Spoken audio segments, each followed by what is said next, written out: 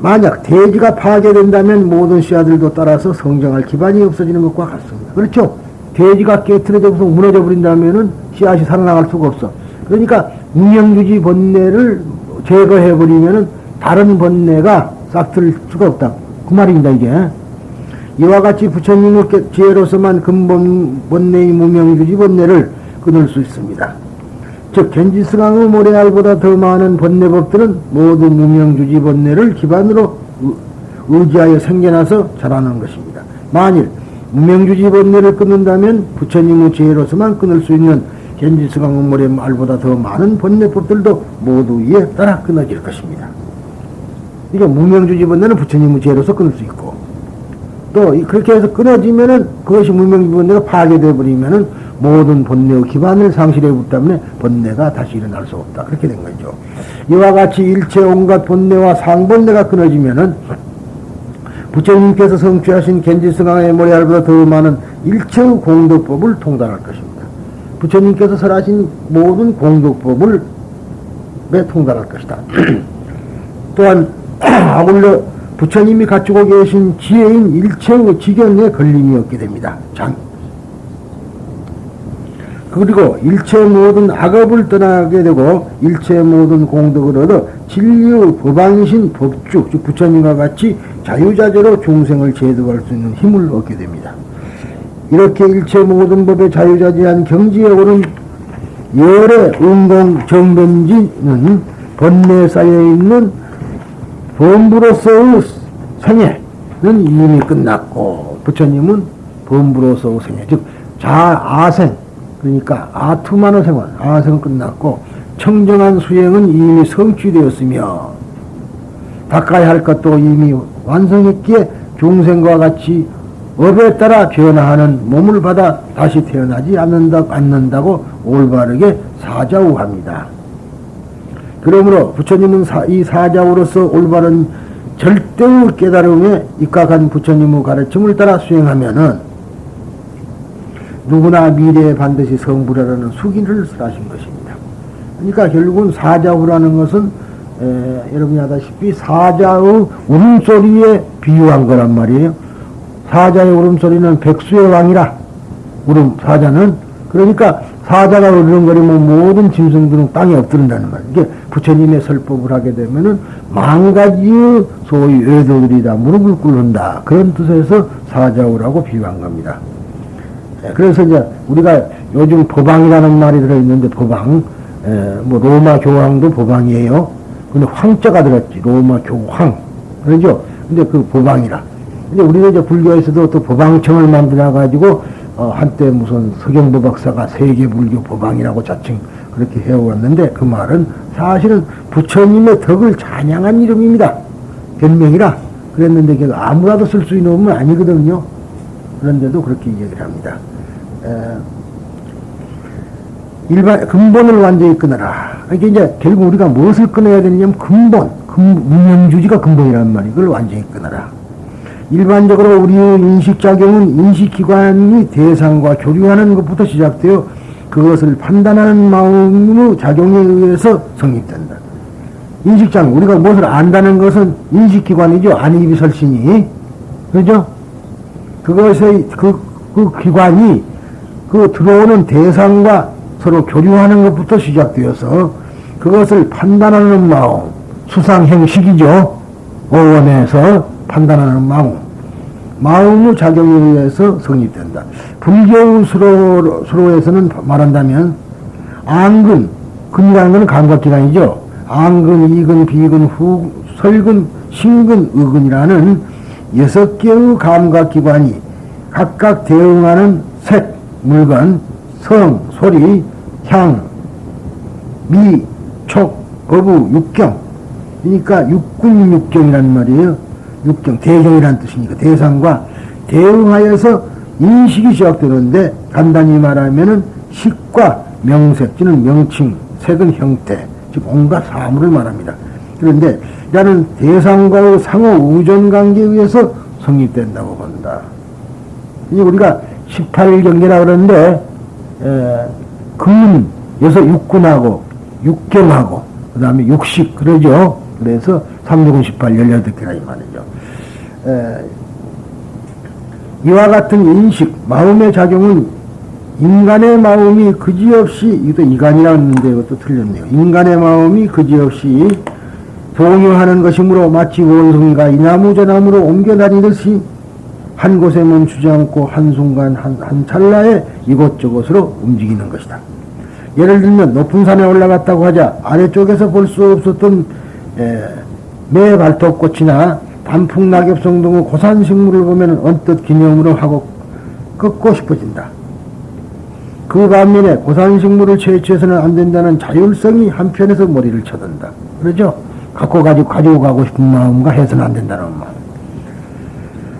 아름답다고 하는 마음의 작용에서 사람이 보지 않으면 꺾어들고 가져가고 싶은 마음의 작용이 일어나고 다시 또 그 죄의식이 머리를 쳐든다. 아주 작은 한 송이의 식물을 본 것 뿐이지만은 이와 같은 격렬한 마음의 작용이 쉬지 않고 일어난다. 끊을까 말까 그러잖아요. 그런 거 계속 일어난다. 단 한 송이의 화초라는 대상에 자극된 뿐인데도 그것에 대응하여 인간의 마음의 작용은 한순간에 격렬하게 움직이기 시작한다. 이를 기후번뇌라고 하며 그것은 바로 시망과 심소가 상하여 일어나는 것이다. 시망, 내가 지금 가지고 있는 마음의 마음과 심소, 상대방 다른 그 마음의 대상이 이것이 이제 서로가 상응해서 일어난다. 그런데 지금 여기서 문제가 되는 것은 문명주지는 인간이 태어나면서부터 가지고 있는 본뇌로 파악한다. 이에 대한 설명을 수차했습니다. 여러분들 아시다시피 왜 그런가? 인간이 태어나면서 왜 가지고 왔느냐면 왜 아메바로부터 태어나면서 그 정신을 둘러싸고 있는 육체가 자기인 줄 착각했다는 것을 수차 얘기를 했죠. 이것을 말한 겁니다. 그래서 태어나면서부터 가져온다. 가지고 있는 본뇌로 파악한다. 그것은 시망과 심소가 상응하여 일어나는 것이 아니고 오히려 그 근처에 있는 근본문명이라고 하는 것이다. 그리하여 이 근본문명을 끊지 않으면 치마로 번뇌를 끊는다 해도 참으로 번뇌를 완전히 끊었다고 말할 수 없고 반대로 근본문명을 끊을 수 있다면 여타의 일체의 번뇌도 끊을 수 있다고 한다. 그러니까 아까도 얘기했죠. 그 근본문명 그 자체가 아까 이야기하던 대지에 씨를 심으면 그렇죠.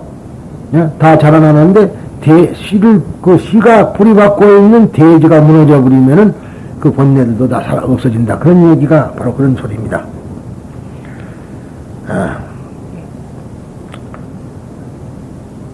그러나 이와 같은 근본문명은 오직 열애의 지혜만이 훌륭하게 끊을 수 있다고 가르치고 있다. 거기에 비로소 일체의 공덕을 갖춘 보방이 될 수 있어 아생이진 범행일입 소작이변 불수후유가 성립된다. 즉 말하자면은 아생이다 하면은 하고 범행 맑은 행을 하고 나면은 소작이변이라. 그래서 모든 것을 말에 맞췄으니까 다시는 후유 태어나지 않는다. 그런 생각이죠. 경문의 이 점에 대해서 다음 비유로 이야기하고 있다. 즉 대지에 생육하고 있는 종자나 초, 목은 모두 대지에 뿌리를 내리고 수분을 취하면서 저마다의 이름과 형태를 갖추고 있다. 그들은 한결같이 대지라고 하는 집안에 의존하여 생장을 하고 있는 것이다. 그러나 만일 그 대지가 불에 타서 무너져 버리면 즉시 초목도 불에 타서 그림자를 남기지 않는다. 우리는 물이 말라서 대지가 갈라지며 세찬 힘으로 대지를 파괴해가는 모습을 보며 혹은 기록영화에서 전쟁 중에 원자폭탄이 폭탄이 대지를 뿌리채 불태워버린 기억을 지금도 선명히 가지고 있다. 초목이 다시 생육하려면 대지가 초목을 생육하기에 그걸 맞는 토양을 회복하지 하면 안 된다. 이와 같이 우리들의 기후번뇌는 그 근원을 거슬러 올라가면은 근본문명이라는 번뇌의 뿌리를 내리고 있으면 안다. 겐지스강의 모래수에 비교되는 여러가지 번뇌도 무명주지라고 하는 대지의 뿌리를 내리고 생육한 것이다. 따라서 이 근본문명은 우리의 분별지에 의해서 끊을 수 없다. 이 근본문명이라는 것은 우리의 분별지에 의해서는 끊을 수 없다.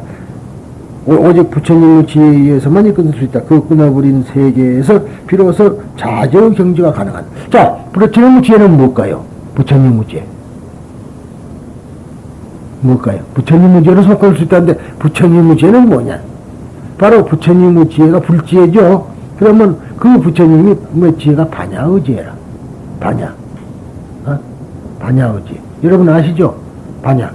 반야라는 것은 바로 지혜인데 그것은 부처님의 지혜. 그러면 우리가 말하는 반야심경에서 나오는 그러한 가르침을 우리가 그대로 수행하지 않으면 안 된다 소리예요. 우리 항상 말이 색즉시공 공적식색 그거 하면 뭐해요? 그것을 체득을 해야 돼. 체득을 하기 위해서는 항시 내가 또 잘 쓰는 말 있죠. 돌멩이 하나 발부로 톡 차면서 색즉시공 내 몸뚱이 한 마리 탁 만지면서 공적식색 그러라고 했죠. 결국은 그 모든 것이 다 평등하고 그것이 바로 색이요 그 공이라는 그런 이치를 우리가 알면은 무분별치가 생기잖아요. 그러잖아요. 이 사람도 나가 같아. 그런 것을 자기가 깨닫게 되면, 그 알게 되면은 무분별치가 사라지니까, 그래서 부처님의 지혜로서만 끊을 수 있다고 된 겁니다. 그 끊어버린 세계에서 비로소 자저 경지가 가능하다. 즉, 자유자재한 경지가 가능하다. 불세존이 나의 미혹한 생은 다하여 재차 고우과보를 받지 않는다고 선언한 것은 법왕 법의 자제자가 된 부처님의 진실한 경지를 나타내는 것이며 거기에 열의 설법의 진실성을 엿볼 수가 있다. 그러니까 생은 다하여 재차 고의 과보를 받지 않는다고 하는 것은 바로 그러한 소위 자제자가 된 부처님의 진실한 경지를 나타낸 겁니다.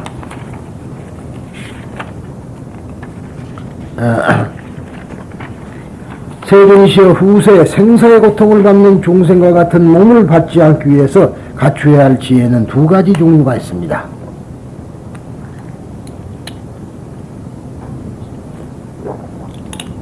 그러니까 어디까지나 그 당시의 인도 불교 사상은 이 세상에 다시 태어나지 않는 것을 지상의 목표로 삼았다고 그랬죠.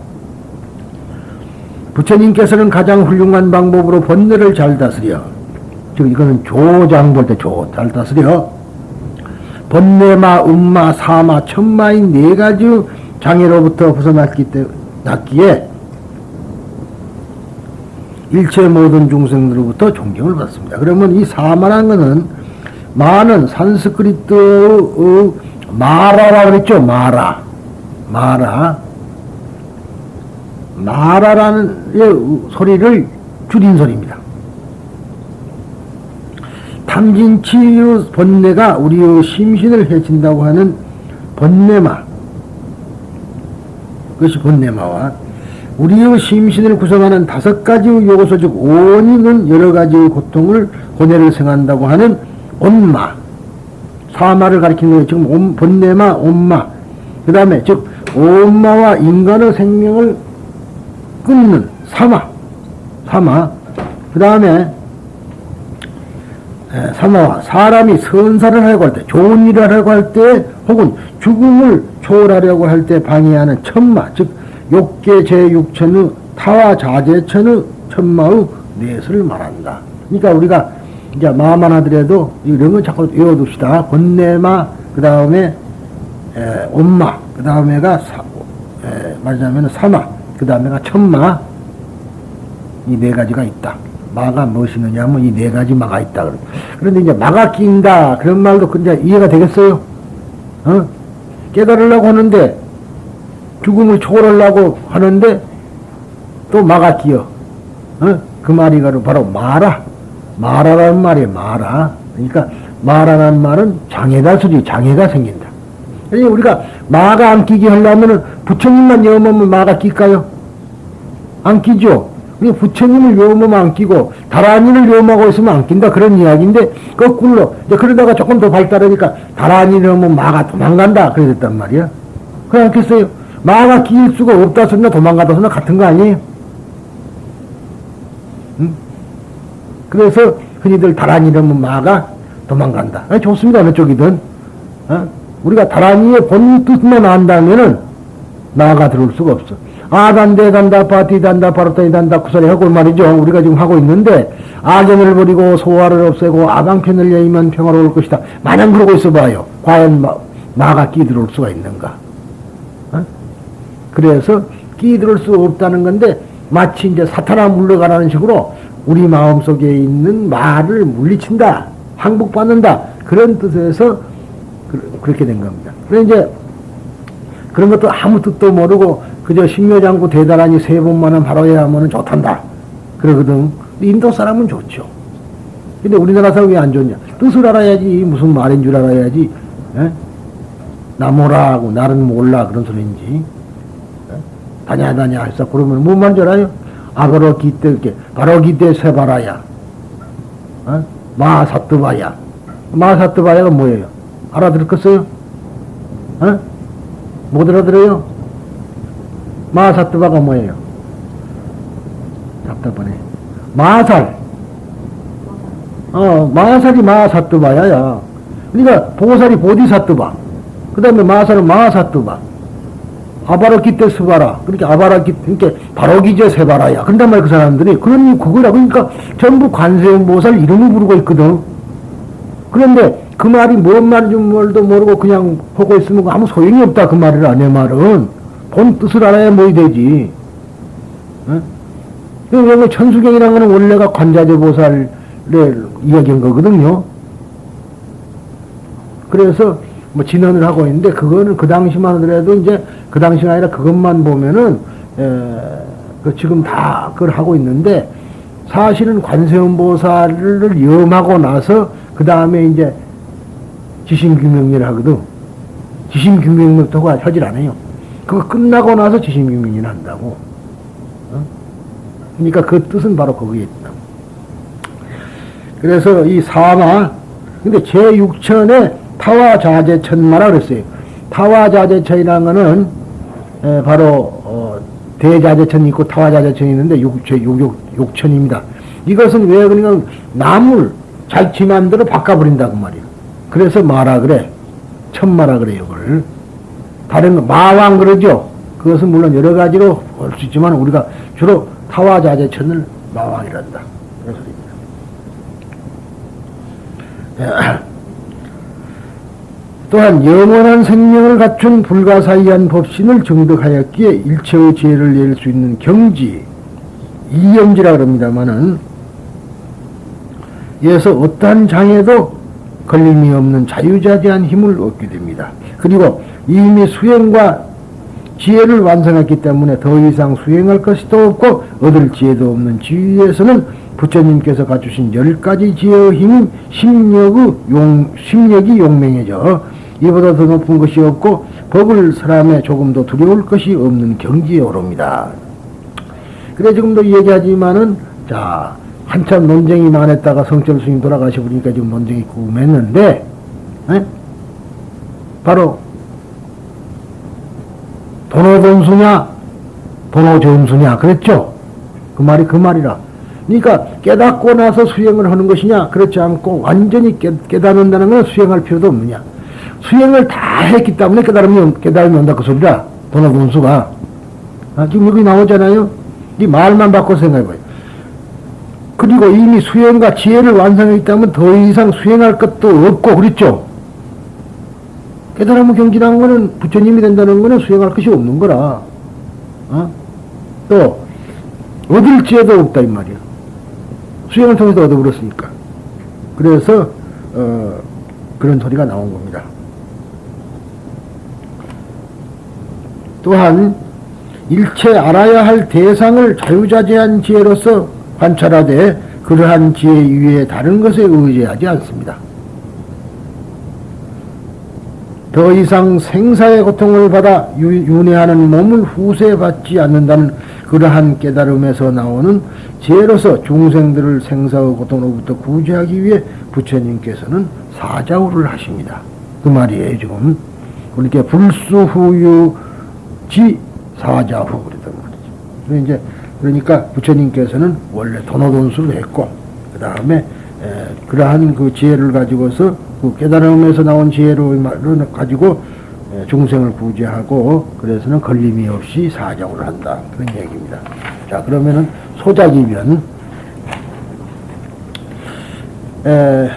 석존이 그 일생일을 돌아보고 나는 해야 할 일을 다 해 마쳤다. 그랬어요. 해야 할 일을 다 했다. 다 마쳤다. 그 말이 소작이변이라 소리입니다. 나는 해야 할 일을 다 해 마쳤다. 여러분들도 돌아가실 때 역시 소작이변이라고 할 수 있겠는가? 그러니까 그것은 아직까지 중생의 몸이니까 내일 성불 할망정, 그렇죠? 여러분들이 성불 못한다는 것도 없고, 뭐 죽으면 빨리 되고, 뭐 속이는 늦게 되고 그런 법도 없다. 그 대승불교 사상 아니에요? 그러므로 이미 생사의 미혹한 세계에 다시 태어나 고해가부를 받는 일이 없다라고 단언했다. 그런데 석존에게 해야 할 일은 무엇이었는가를 살펴보기로 한다. 말할 필요도 없이 석존은 생사의 고개에서 이탈하여 마음의 영원한 안정된 경지를 원했던 것이다. 그 때문에 29세에 출가하여 35세 성도했지만 생사의 고난 도대체 무엇이란 말인가? 인간은 태어나서 이웃고 죽어가는 존재이다. 그러한 사실은 살아있는 것은 반드시 멸한다는 자연의 도리에 비춰보면 아무것도 아닌 것도 같다. 그렇죠? 자연의 도리로 보면 어느 것은 안 죽고 어느 것은 시들지 않은 게 없잖아요. 그 도리대로 본다면 아무것도 아니다 이 말이죠. 그렇다면 살아있는 것이 죽는다고 하는 이 사실의 문제를 왜 고라고 받아들여야 하는 것인가? 누구나 이렇게 질문할 것이 틀림없다. 사실의 세계가 어찌하여 고가 되는가? 나 역시도 일찍이 몇 번이고 자신에게도 질문한 점이 일이었다. 도대체 고라고 느끼는 세계는 낙에 반대해서 인간이 괴롭다고 생각하기 때문이다. 그렇죠? 이때까지 하던 말 다시 이제 하게 되니까 내가 왜 이런 말을 했는가를 여러분이 알 겁니다. 고라고 느끼는 세계는 낙에 반대돼서 인간이 괴롭다고 생각하기 때문이다. 즉 낙과 서로 대립하는 것을 고라고 하는 것이다. 그렇죠? 고는 내가 하다시피 하나의 불평불만이라 고라는 게 다른 게 아니에요. 만일 죽음이라는 것이 고라고 한다면 서로 대립하는 삶은 낙이란 말인가? 대립되면 분명히 낙이 돼야 될 거 아니에요. 삶이. 또 삶이 괴롭다면 죽음이 낙이어야 된다.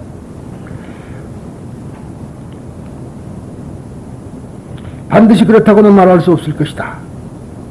그렇다면 생도 고 사도 고란 말인가? 죽음이라는 사실에 직면하지 못한 나에게는 고대 인도 사람이 죽음을 무서운 것, 괴로운 것이라고 파악한 실감은 알 수 없는 것도 아니다. 그러나 죽음에 직면하고 죽음을 체험하지 못한 지금의 나에게는 관념의 세계 내에서만이 죽음을 고라고 할 도리밖에 없다. 그러나 일체 개고라고 단언한 석존의 입장에서 보면은 살아있는 그 자체가 고라고 파악하고 있음에 틀림없다. 만일 살아있는 것이 고라고 한다면 삶을 부정하는 곳에 낙이 있다고 상식적으로 생각하고 싶을 것이다. 그렇잖아요. 삶이 괴로운 곳이면은 낙이 말하자면은 삶 자체를 부정하는 것, 죽음이 낙이라고 생각할 수 있다 이 말이죠. 삶을 부정하는 것이 낙에 직접 결부된다면 죽음을 기다리는 수밖에 없다. 그렇지만 자기의 목숨을 끊는 것은 불살생 불의의 사상과 모순된다. 그렇죠? 자기 목숨을 끊는 것은 큰 죄악이라. 자살은 큰 죄악이라 그랬어. 그래서 자살하면은 극락은커녕 말하자면은 구천을 헤맨다. 그렇게 얘기가 나온 거죠. 구천을 정말 헤맬란지 안 헤맬란지 모르지만 논리상으로는 구천을 헤매게 돼 있다. 근데 절대로 자기 목숨을 잘 끊어서는 안 된다. 이렇게 되면은 살아있으면서 생사의 고를 이탈하는 방향으로 향하지 않으면 안 된다. 그러니까 이번에 생사의 고를 다 이탈을 해야지 생만 대한 이탈을 한다든가 사만 대한 이탈은 안 된다 소리죠. 삶도 죽음도 다 고통이니까. 그렇다면 생사의 고를 끊고 다시는 고의 과보를 받는 일이 없다고 선언한 의미는 도대체 무엇이라는 말인가? 우리들은 살아있는 동안에는 죽음이라는 것을 생각하지 않는다. 생각하지 않는다 것보다도 생각하려고 하지 않는다.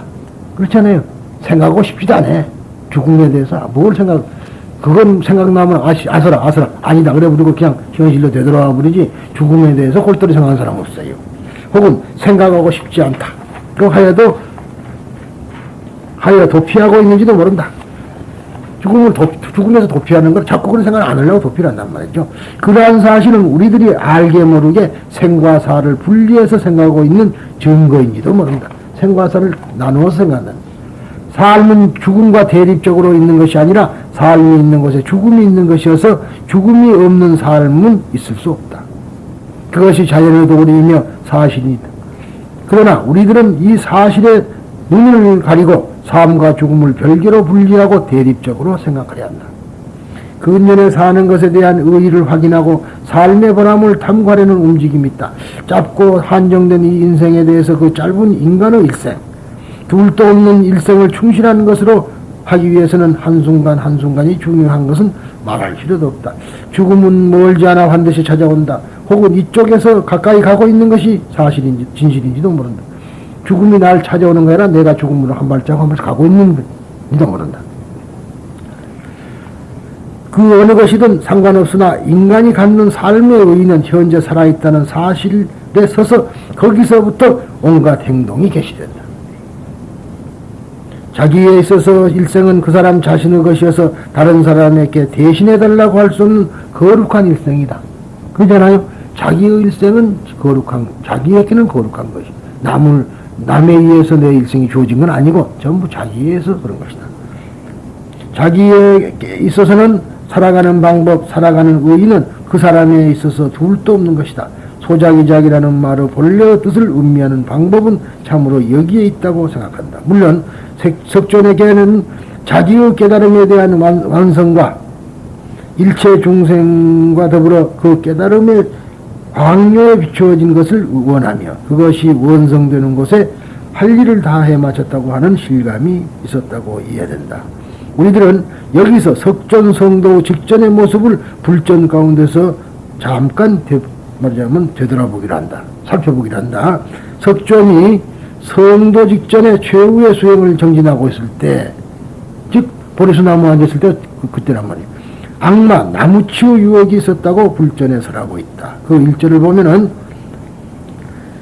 내란자라 말하자면 내란자라가 니련선이라 그럽니다만 나이렌자라고도 해요. 내란자라 강변의 안원을 얻기 위해 정진하며 전심하고 마음을 한 군데로 모으고 있을 때 전심하고 노력하고 명상하고 있는 나에게 악마 나무치는 위로의 말을 하며 나에게 가까이 와서 이렇게 말하는 것이었다. 즉 악마 나무치가 부처를 위로를 하고 한다면 위로. 근데 그것이 위로하는 말이 좀 꼬시는 말이라. 여러분도 그 남이 위로하는 척하고 꼬시면은 넘어가면 안 되는 거예요. 어? 이상한 소리를 좀 할까요? 시간이 없는데. 예, 그 남녀간에 가장 마음이 끌릴 때가 언제냐 그러면요. 보통 학자들이 말하는 겁니다. 여자가 상복을 입었을 때랍니다. 남편이 죽고, 그러니까 결국 그때에 제일 여자도 공허한 마음이고, 남자는 그때가 제일 적기라. 이렇게 위로하는 척하고, 그것이 누구의 이야기인 줄 아세요? 언제 그 말이 나왔냐면은, 옛날에 엘리자베스 테일러, 남편이 비행기 사고로 도트란 사람이 죽었어요. 유명한 제작자인데, 그걸 죽었을 때에, 누가 와서 찾아다니냐면은 그 노래 잘하는 사람이 찾아다녔거든. 그 위로를 해주러. 그래갖고 둘이 결혼해버렸잖아. 그래서 그런 말이 나오게 된 거예요. 어? 마이클 도트가 죽고, 그 다음에 이제 그 노래 잘하는 누구더라. 그거 하고 결혼해 살았잖아요. 그 다음에 그 남자하고 헤어지고, 그 지중해 선박왕, 한 둘 시집을 갔죠. 그래서, 그런 일이 있습니다만은, 그렇게 하여튼 위로하는 척하고 할 때가 마가 많이 낀다. 그런 것만 잘 알아두라. 그런 얘기예요. 여러분들은 뭐, 그럴 나이가 다 넘었지만 젊은 사람들은 그럴 수도 있다. 그래서 당신은 야유에서 얼굴빛도 나쁘다. 당신의 죽음은 가깝다. 당신이 죽지 않고 살아갈 가망은 천의 하나의 비율이다. 천분의 1밖에 없다. 그대여 살아라. 사는 편이 좋다. 목숨이 있고서야 모든 선행도 할 수 있는 것이다. 당신이 범행자로서 청정한 행을 하고 성화의 공무를 바쳐야만 많은 공덕을 쌓을 수 있는 것이다. 고행에 정진한다고 도대체 무엇이 되겠는가? 이게 뭐냐면 청정한 행을 하고 성화의 공덕. 이 나무치는 뭐냐면은 일종의 배화교니까 어? 성스러운 붓을 곡물로 바쳐라. 고향물로 바치라 소리죠. 세조는 악마 나무치에 있게 다음과 같이 말했다. 나에게는 신앙이 있고 노력이 있고 또 지혜가 있다. 나는 이와 같이 안주하고 최대의 고통을 받고 있기 때문에 내 마음은 온갖 욕망을 되돌아보지 않는다. 보라, 이 내 심신의 청정함을. 악마여, 너의 첫 번째 군대는 욕망이며 두 번째 군대는 마음의 불만이며 세 번째 말하자면 군대는 기갈이며 네 번째 군대는 망집이며 다섯 번째 군대는 수민이며 여섯 번째 군대는 공포이며 일곱 번째 군대는 우흑이며 여덟 번째 군대는 강정이다. 여기 속에서 우리가 이해할 수 있는 것이 첫 번째 군대는 욕망이라는 말이죠. 네? 우리가 첫 번째 욕망이죠. 욕망이 불타고 그 다음에는 불만이고 그 다음 번째가 기갈, 악이 기갈이니까 악이고 그런 소리입니다 지금. 그 다음에 네 번째가 망집이고 우치라는 말이죠. 다섯 번째가 수면이다. 그리고 일곱 번째는 여섯 번째는 공포고 일곱 번째는 의혹, 의심. 의심하지 말아요. 의혹이고 여덟 번째는 강정이다. 악마 나무치는 세존에게 이렇게 말했다. 나는 7년간이나 세존에게 한 발자국 한 발자국 붙어 다녔다. 그러나 정각자에게 달라붙을 틈을 찾아볼 수가 없었다. 이게 지금 악마가 들어붙을 데가 없었다 소리예요.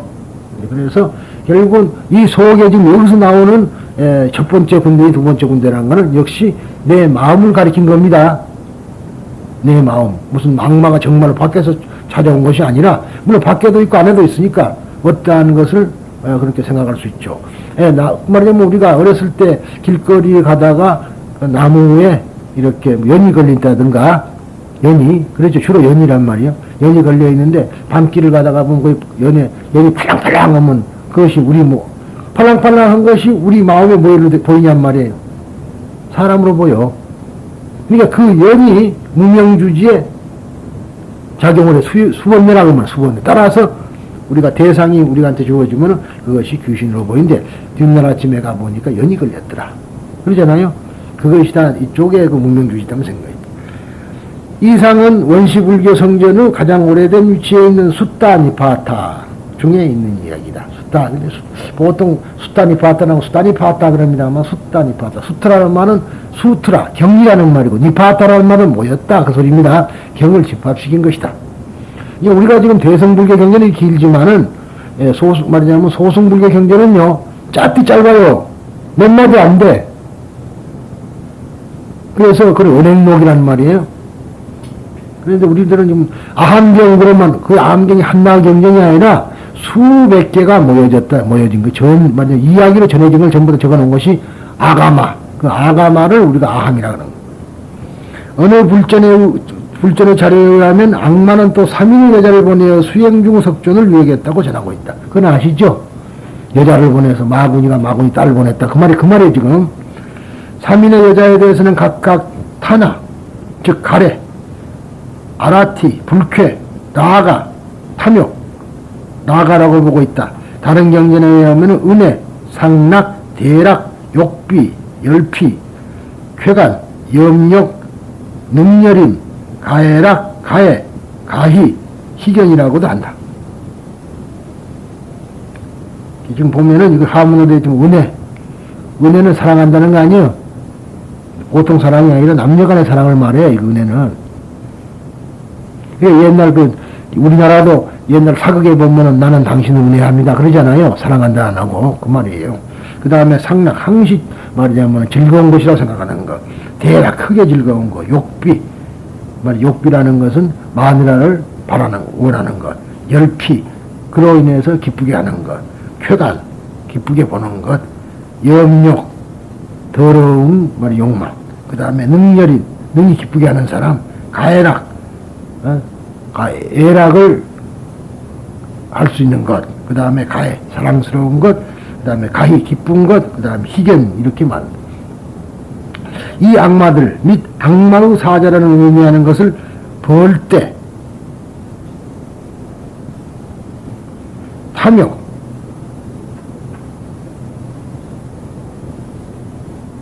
이게 벌떼가 아니라 벌떼입니다.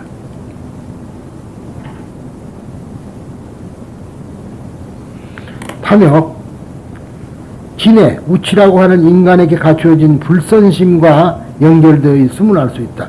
환원하면 수행 중의 석조는 자기와의 싸움에 밤을 새운 것 같다고 말해도 좋을 것이다. 이와 같이 마음속의 악마를 항복시킨 석조는 인간의 마음속 깊은 곳을 꿰뚫어보고 거기에 가을 하늘과 닮은 맑음과 광대한 자유를 쟁취했다고 볼 수 있다. 걸림이 없는 자제의 경지는 이미 이 세상의 이상의 해야 할 수행도 없고 열애만이 갖는 10가지의 자제력을 얻어 정법을 선설하였다고 보아야 할 것이다. 오늘은 여기까지 하겠습니다만 역시 결국은 자기 마음속에 악마도 자기 마음속에서 지어낸 것이고 또 이러한 모든 탐진치도 다 자기 마음에서 지어낸 것이다. 그러니까 악마가 와서 말하자면 그러더니 나중에 악마 딸을 보내가지고 유혹했다는 것도 정말로 어떤 대상이 와서 말하자면 어떤 물질이 와서 유혹한 것이 아니고 사람이 유혹한 것이고 자기 마음속에 번뇌가 일어난 거야. 이게 밤새도록 부처님이 번뇌와 싸움을 하다가 동쪽 하늘에 반짝이는 별을 보고 별이 뭘 가르쳐 준 건 아니에요. 그걸 보고 샛별을 보고 그 빛을 딱 보자마자 마음이 탁 열렸다. 그래서 그걸 보고 확철대오했다 그럽니다. 확철대오했다고. 그런데 여러분들도 언제나 제가 여러분들에게 말씀드리고 싶은 거는 깨달음이라는 것이 따로 있지 않다.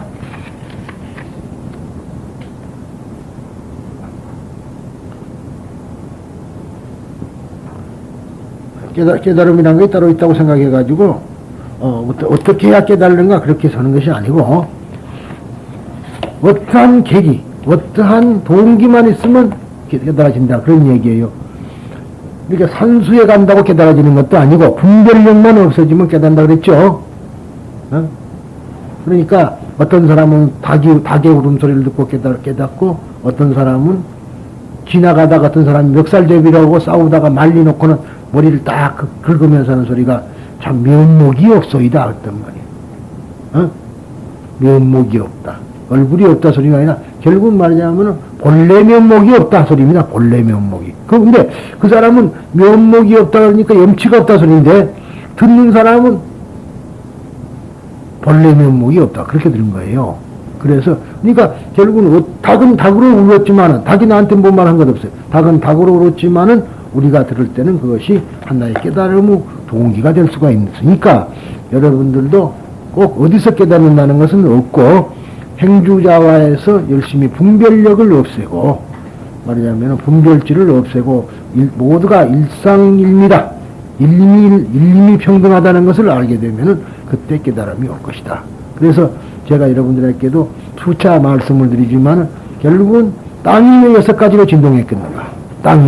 땅도 살아있는 것이기 때문에 진동을 하면 땅과 나는 하나다 그런 얘기죠. 그러잖아요.